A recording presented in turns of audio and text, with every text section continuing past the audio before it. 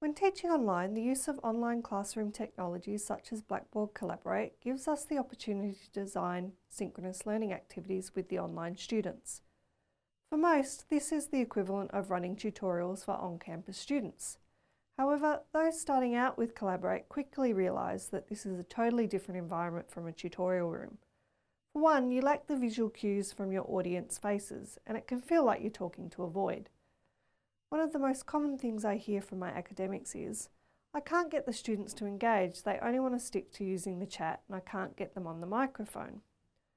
So this idea from the academics of engagement equating to the use of audio was intriguing to me, so I decided to ask the students about what their experiences with chat in Collaborate was. I had the opportunity to run a focus group with some students that had spent the whole semester attending Collaborate sessions for weekly 2-hour workshops.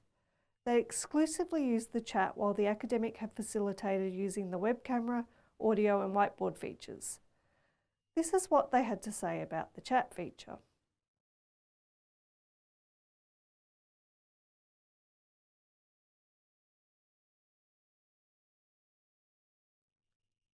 When I asked the academics his ideas of student engagement in the class through the chat feature, he reflected that while at first being taken aback by the lack of audio participation, when he reflected on the nature of the students' responses, he felt they were actually deeper and more thought out than what he would have gotten in the face-to-face workshops.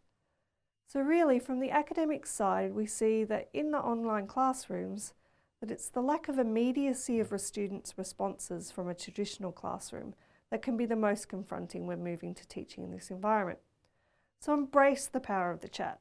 Try to pose open-ended questions for all students to respond to, which can then trigger conversations around the convergent and diverging ideas within those responses.